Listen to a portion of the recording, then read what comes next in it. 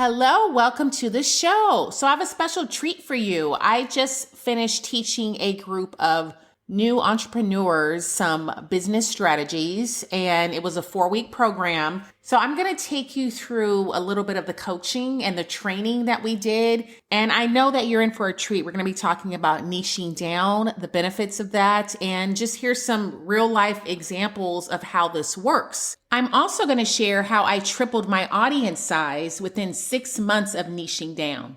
So the workshop that I'm going to share is a guided training.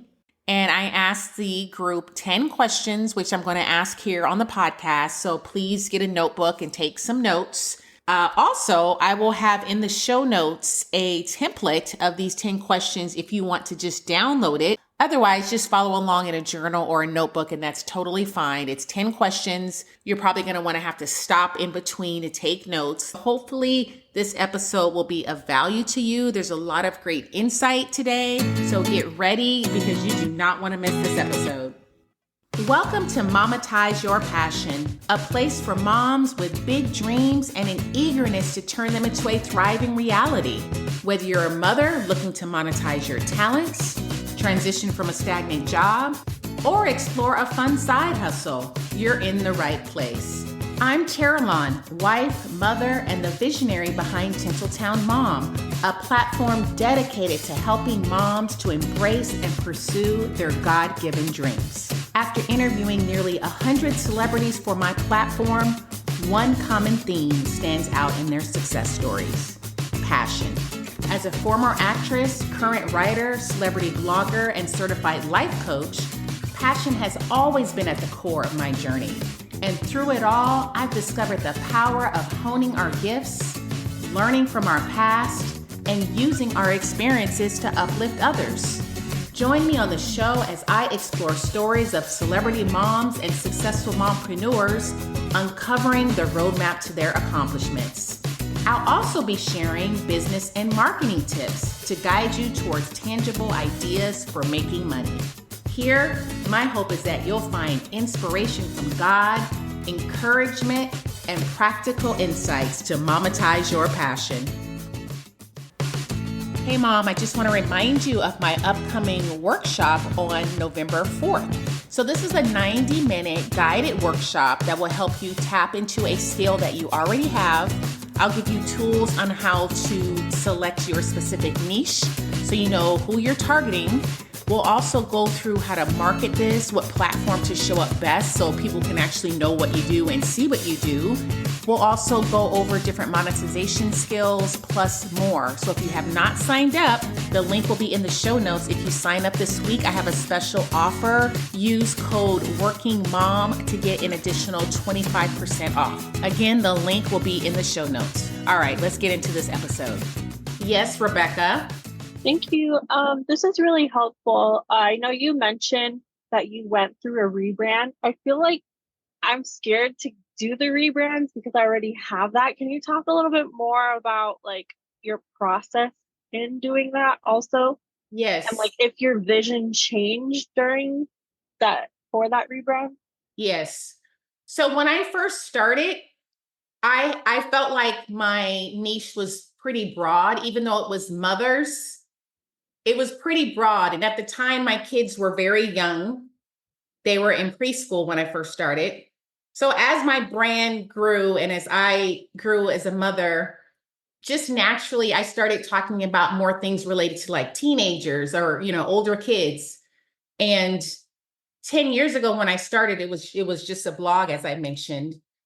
5 years ago, I actually started a podcast, which was focused on parenting issues and things related to how mothers can become better parents and how they can help their kids become better kids, for example. This year, in 2024, I rebranded my podcast. I changed the name, everything. It's still focused on mothers, but now it's how to help mothers tap into their passions and pursue those passions. Before, it was about helping them through the motherhood process. And I feel like it's still helping them through the motherhood process, but it's specific and it's rebranded to focus on pursuing their passions. And it was a scary venture because I changed my podcast name. I changed the theme music. I now had a new audience, even though they were mothers. Some mothers didn't want to stick around. Do you know what I mean? Because they wanted the parenting stuff. Like I had doctors and experts on my show talking about how to be a better mother, how to help your kids with mental illness, how to help with bullying. So people were showing up for that. But when I rebranded this year, I was no longer doing that. So the process, when I rebranded, I made an announcement on my podcast, just letting my audience know this is what's happening. This is what's going to happen going forward. And this is how I'm going to help you. And I knew some people wouldn't stick around, but I knew I would gain a bigger audience because I was becoming more niche and I was catering to mothers who actually needed that. Because there's a lot of moms who are wanting to tap into their passions. They don't know how to do it, or they're just letting it lie dormant. So I wouldn't be afraid of that because I feel like the more you niche, even if you have to rebrand to do it, I feel like the more you will target the audience you're trying to target. And just to give you an example, this year I rebranded 2024 in January. So my podcast, it used to be a top 5% global podcast when I was doing the parenting stuff. After I niched down and I rebranded, I went from a top 5% to a top 3.5% to a top 2.5% to now a top 1.5% globally ranked podcast within 6 months of me niching down and targeting this group of women. And I had a bigger audience. Like it grew, it tripled the size of my audience after I rebranded and I niched down. So I feel like when you get laser focused and you niche down and you have something, like if you have the offer and you tell the people, this is the offer I have, this is how I'm going to help you from A to Z, and you get good with that one offer, then of course you start adding more things to the mix. But if you get good at that one offer first, I feel like you're going to get your groove, and people are going to be like, oh, well, Rebecca, she's the wedding florist. Like you need to go to her. She's, you know what I mean? Because people are going to know specifically what you do. And this really goes into the heart of the message is your business niche. And I think once you really figure out what your niche is, I think that'll give you more perspective as far as like what you want your business to be, who you want to target, how you want to target them. Like when you're really specific about your niche and how you're going about targeting this group of people that you're trying to target. So basically, a business niche is a segment of a larger audience that you're trying to focus on. And these are some examples up here. These are women that I've talked to, so that's why I use their examples. So let's say you're in the parenting sphere. A niche could be sleep consulting for new parents or homeschooling resources for stay-at-home moms. See how specific they are of who they're targeting? So maybe you're in the beauty industry, it could be makeup tutorials for career women or hair care for curly or textured hair. Or maybe you're in the business arena and it could be career strategies for Catholic moms. Like these are real life businesses that are actually doing very well. Or classes for teachers to make money online. And that last one, the woman I spoke to, she has a 7-figure business catering just to teachers and helping them make money online. So these people were very specific with their business niche and even in their approach of how they're trying to attack what they're trying to attack in their business. So there are many benefits, and I know I mentioned some of them before. There's several benefits with narrowing down your niche or getting clear on your niche. It helps you to stay focused on your ideal customer. It sets you apart from the competition. So let's say 1-800-Flowers is the competition. If your niche in that specific arena was designing floral arrangements for churches, for example, then you're actually setting yourself apart from 1-800-Flowers, who caters probably to a mass audience. So you're being very specific because you're trying to just get a segment of that market.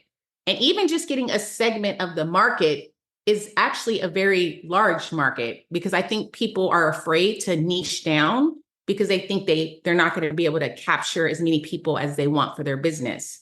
But it really has the opposite effect when you do niche down. It allows you to bring in more people to your business. It also improves your marketing strategy. So when you know who your audience is, who your ideal customer is, then you're going to be targeting that specific group of people. You're going to figure out, okay, where do these people hang out? How do I get them over to my brand? And you'll have a clearer strategy on how you can actually reach out to them. It also builds your brand's authority. It allows you to become an expert in your niche. If you're focused on this specific arena of the market, you actually become the expert in that arena, and it reduces competition. So, were you able to get to your templates? Because I'm going to guide you through some questions for your own businesses. All right. So, and if you can just write this down and just write down what you know right now, because you'll refine it as you go. And even when you're niching down, like you're always refining your niche. Like that's happened to me several times over the last 10 years where I've narrowed down my niche more and more, because you get clearer as you go on in your business and you realize, oh, well, actually, maybe I don't want to target every runner. Maybe I want to target runners who are from San Francisco. You know what I mean? So you begin to narrow things down as your business grows. So this is the first question I'm going to ask you. If you can just write down what you think this is about your business. What sets you apart from your competitors? So what is unique about your approach or your service? Like what your products, what sets you apart from everyone else? Next is, who is your ideal customer? And again, you're going to come back to this and narrow it down even further, but this is just what you know right now. All right. So what specific needs or desires does your ideal customer have? Or maybe they have a problem you're trying to solve. Like, what is that? So how does your business address these needs or desires? So what skills or expertise do you have in this niche? And maybe you don't have skills per se. Maybe you have an experience, because I've spoken to a lot of moms who have gone through extreme trauma in their lives, and they use those experiences to actually build a business. So they're helping other people who've gone through what they've gone through. So it may not be an expertise necessarily, but maybe it's experience that you've been through that, allows you to be able to be the expert in this. And then, is there a demand for this niche? And then if you can think about, is your brand effectively reaching your ideal audience? And some of these answers may overlap. So what value are you offering to your audience? So for example, how does your business improve their lives or make things better or easier for them? And then, are you passionate enough about this niche to sustain its longevity? So when I first started Tinseltown Mom, I was working a full-time job and I was doing my blogging on the side, and I wasn't making any money from it, but I loved doing it. It was a passion of mine, interviewing these moms and helping other moms along the way. So I was doing it for free, but I wasn't even thinking about money, to be honest. It was just a passion of mine. So is this niche that you've chosen, let's say it takes time to build this business up, is it something that's sustainable for you? And then lastly, how will you measure success in this niche? Does anyone have any questions? Can you tell me a little bit about, like, how do we measure success? How many clients or sales a month or things like that? Yes. So and that'll be an individual thing. So maybe, Maria, for you, you'll measure success if you maybe get 50 new clients in a quarter. Like you'll figure out like what looks like success to you, or you're able to transition out of well, you don't want to transition out of your other job, but maybe it's you want to bring in a certain amount of money per month for that business.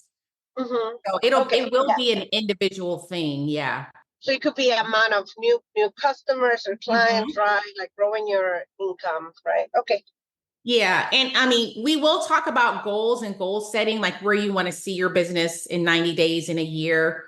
So ultimately, like, do you want this to take over the other business that you have? Do you want it to just be like you want it to stay a side passion and you build it up to a certain amount of customers? Like, ultimately, what do you want this business to look like for the future? Thanks so much for listening today. If you have not signed up for my workshop on November 4th, please do that today. The link will be in the show notes. And don't forget to use discount code WORKINGMOM for 25% off.